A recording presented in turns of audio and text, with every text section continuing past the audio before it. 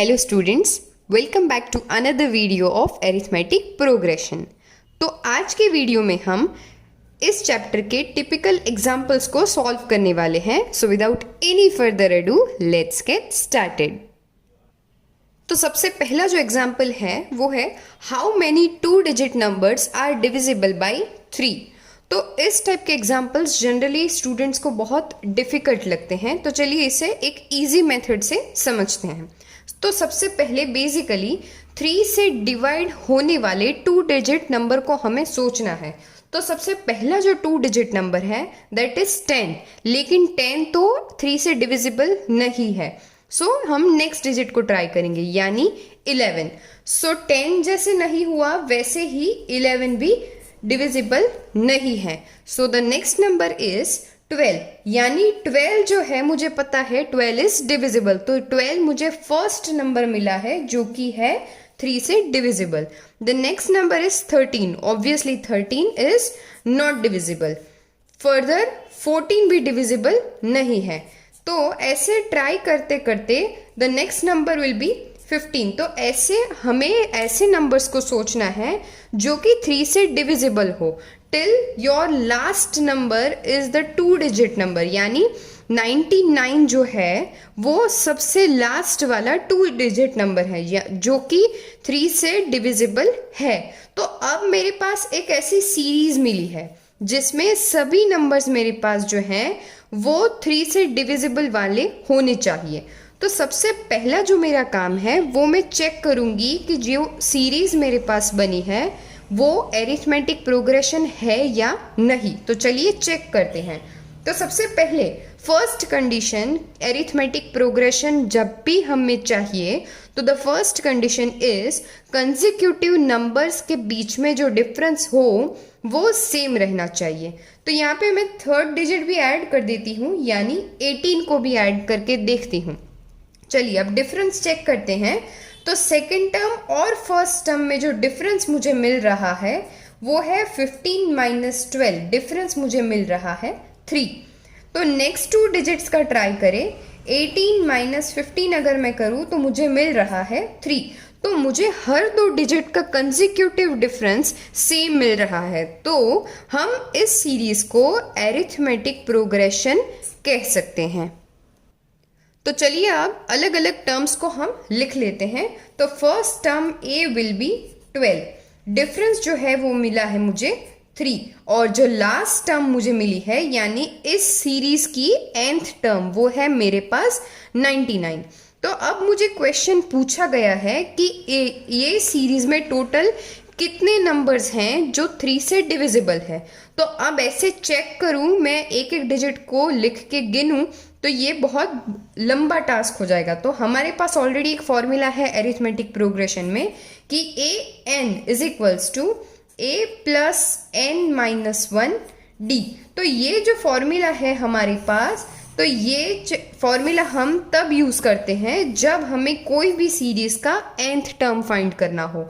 तो अब इस सीरीज में मेरे पास ऑलरेडी nth टर्म यानी लास्ट टर्म तो है, लेकिन नंबर ऑफ डिजिट्स नहीं है मेरे पास, यानी मेरे पास n की वैल्यू नहीं है। और बाकी डिजिट्स की वैल्यू चलिए चेक करते हैं। an की मेरे पास वैल्यू है, फर्स्ट डिजिट यानी a की वैल्यू भी है मेरे पास, और d डिफरेंस की भी वैल्यू है। तो अब जो बचा है मुझे जो फाइंड करना है वो है n की वैल्यू। तो अब हमारे पास ये जो वैल्यूज हैं वो मैं इस इक्वेशन में सब्स्टिट्यूट करके n की वैल्यू फाइंड करूंगी। तो चलिए इसे सॉल्व करते हैं। 99 is equals to 12 plus n minus 1 and the difference will be 3। तो इसे अगर फर्दर सॉल्व करें तो 99 माइनस 12 हो जाएगा 87 is equals to n minus 1 3। तो अब 87 को जब भी हम डिवाइड करें 3 से तो मिलेगा हमारे पास 29। तो n की वैल्यू मुझे मिलेगी 30। n की वैल्यू 30 है, इसका मतलब है 2 डिजिट्स नंबर जितने भी हैं हमारे पास तो टोटल 30 टर्म्स 3 से डिविजिबल होंगे। चलिए एक और एग्जाम्पल लेते हैं।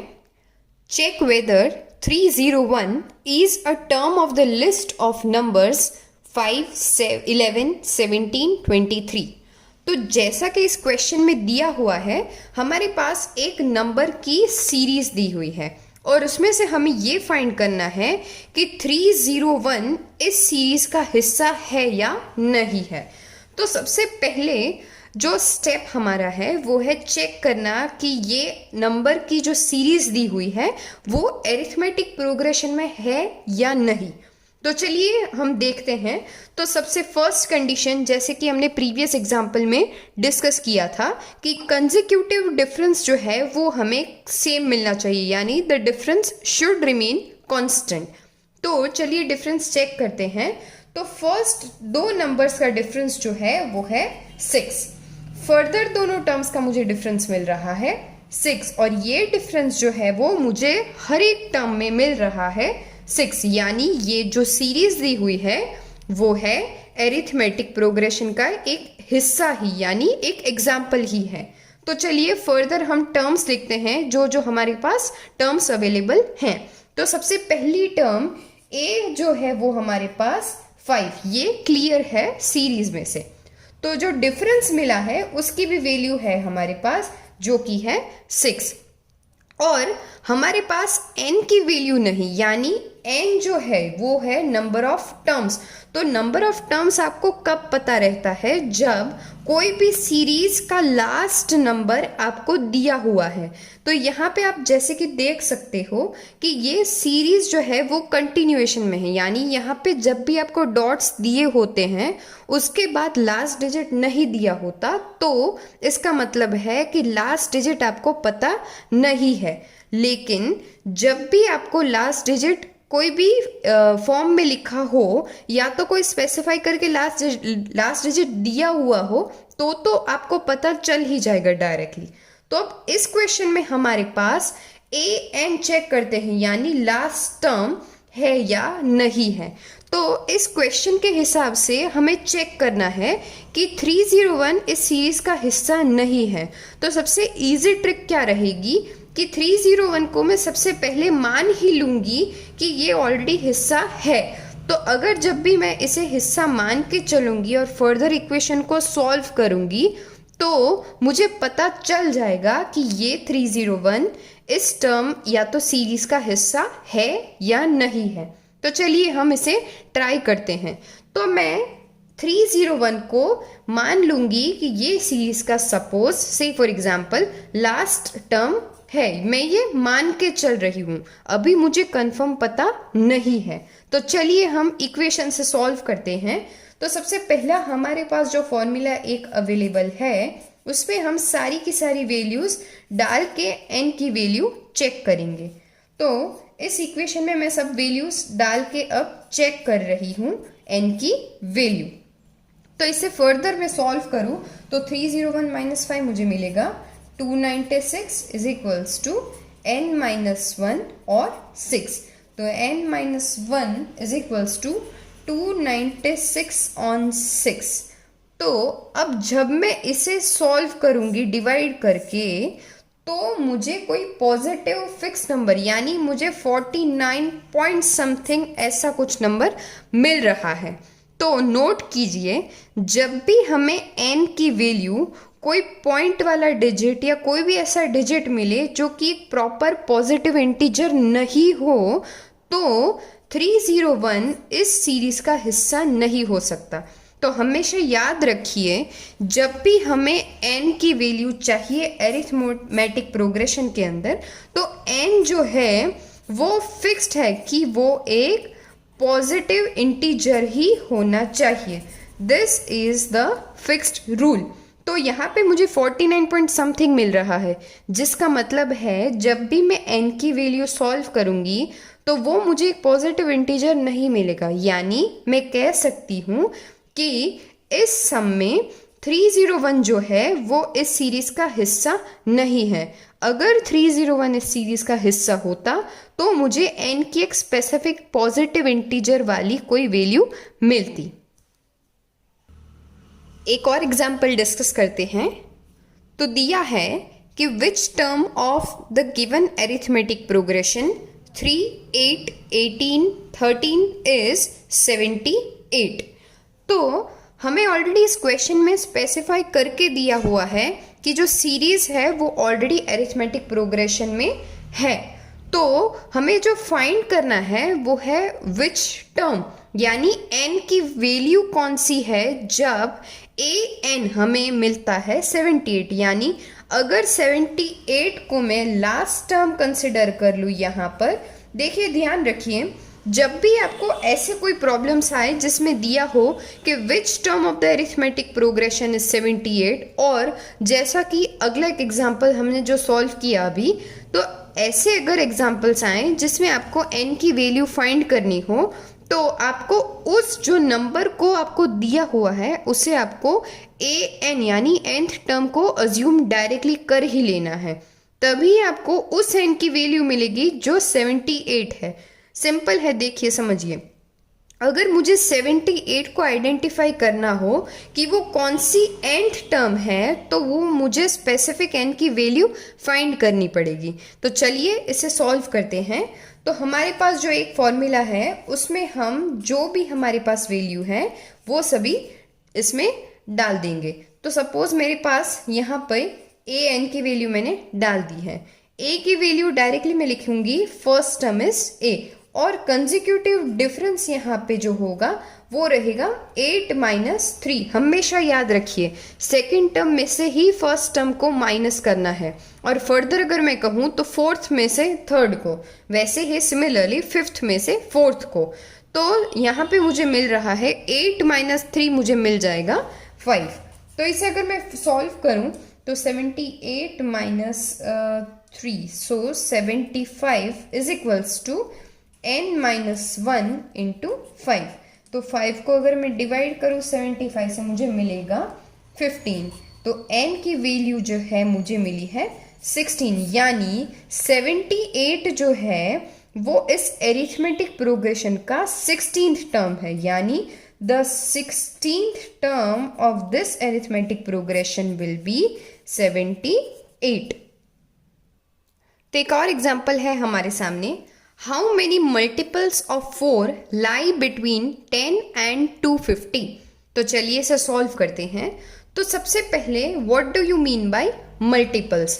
मल्टीपल का मतलब है, सपोज चलिए 4 का जो मल्टीपल है, यानी पूरा का पूरा 4 का टेबल जो कि है 4, 8, 12, 16 एंड सो ऑन।